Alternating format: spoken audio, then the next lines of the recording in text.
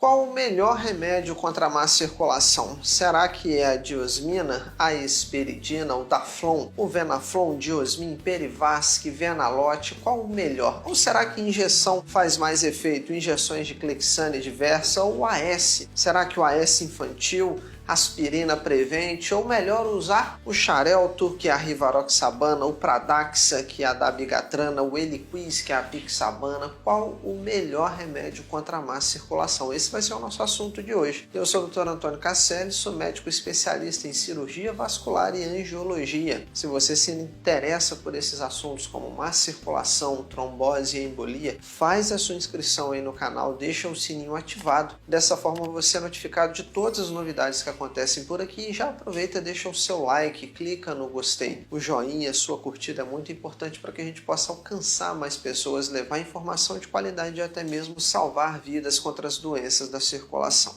Antes da gente falar qual o melhor remédio, eu preciso que você entenda como funciona a circulação, porque cada remédio desses que eu mencionei no início do vídeo, ele age em um local diferente da circulação. E depois a gente vai entender um pouco sobre os riscos e os benefícios de cada medicação, do porquê que uma caixinha de remédio ela não vai te proteger contra a má circulação e contra a trombose se você continuar insistentemente fazendo coisas que agridem, que machucam a sua circulação. Então vamos do início. Primeiro, os medicamentos contra a má circulação. A nossa circulação começa no coração, que é a bomba. É o motor do sangue por todo o nosso organismo. Todo vaso sanguíneo que leva o sangue do coração para a perna é uma artéria. E todo vaso sanguíneo que traz esse sangue de volta para o coração é uma veia. Então o nosso ponto de partida, o coração, que é a bomba, manda sangue para a perna pela artéria e o sangue volta para o coração pela veia.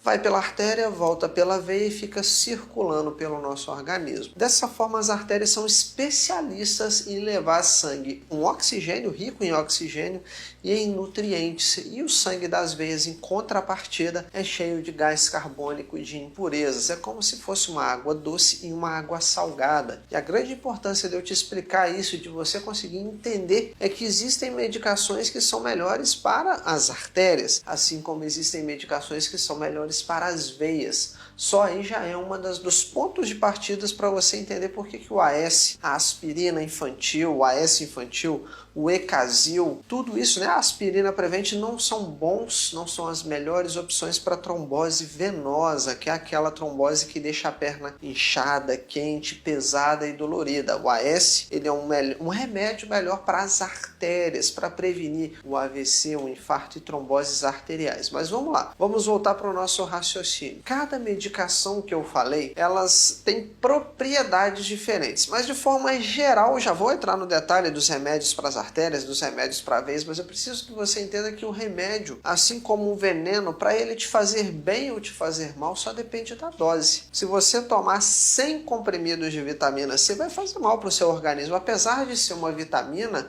não vai te fazer muito bem, concorda comigo? Da mesma forma, as medicações para circulação, os remédios que combatem a má circulação, todos eles você tem que ponderar os riscos e os benefícios. Remédio ele não faz só bem, na verdade eles têm os efeitos indesejados, os efeitos colaterais, que são efeitos que a gente não deseja naquele momento. Então qualquer medicação para circulação, ela tem riscos e benefícios. Nós só vamos usar quando os riscos estiverem menores do que os benefícios, ou seja, o fato de você tomar aquela medicação vai te fazer mais bem do que mal.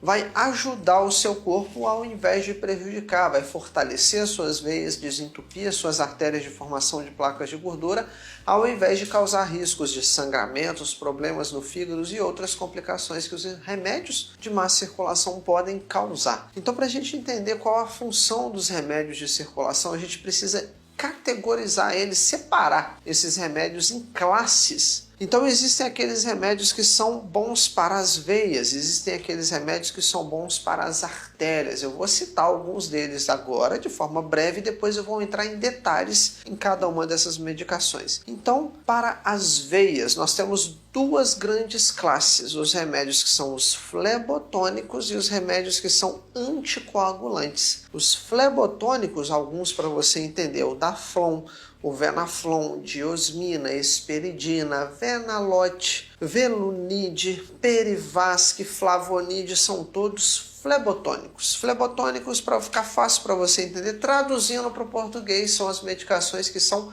tônicos para as veias. Flebotônicos são vitaminas para as veias. Não possuem propriedades para deixar o sangue ralo, aumentar o risco de sangramento. Já os anticoagulantes, como por exemplo o Xarelto, a Rivaroxabana, Pradaxa, a Pixabana, Eliquis, o Clexane, o Versa, a enoxaparina, todos esses têm propriedades de aumentar o risco de sangramento. Então eles são usados para uns fins específicos que a gente já vai falar. Então flebotônicos, vitaminas para as veias, tonificantes venosos, não são para artérias, percebeu? Então esses remédios são bons para principalmente varizes que causam peso, desconforto e cansaço nas pernas.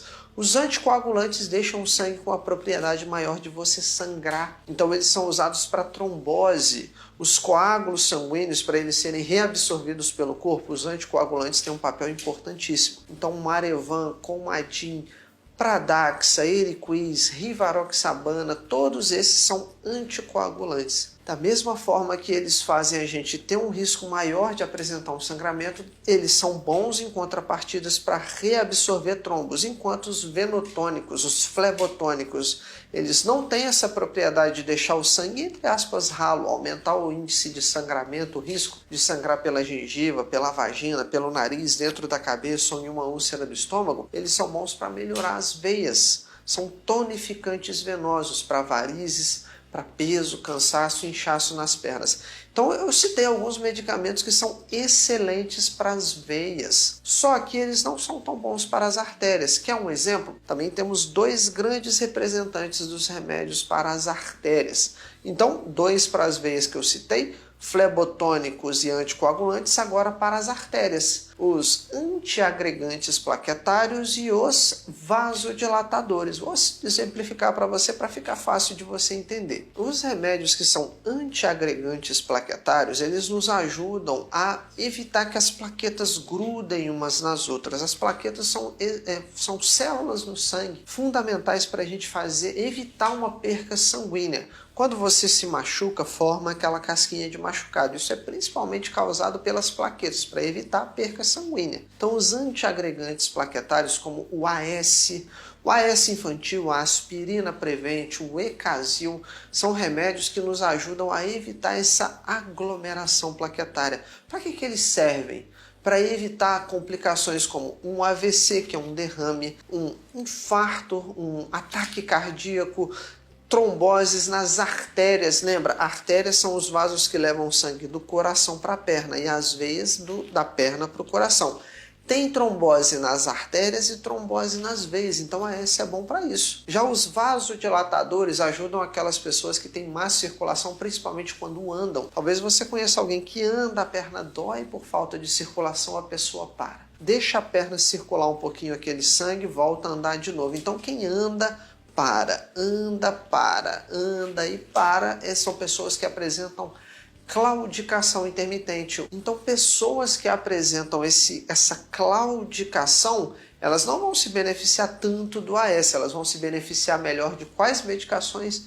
Dos vasodilatadores, como por exemplo o clopidogrel, o prasugrel. São medicações que aumentam o calibre das artérias, deixam fazer com que o sangue passe com mais facilidade, porque se o vaso sanguíneo estava estreito e agora ele está maior, vai passar mais sangue ali.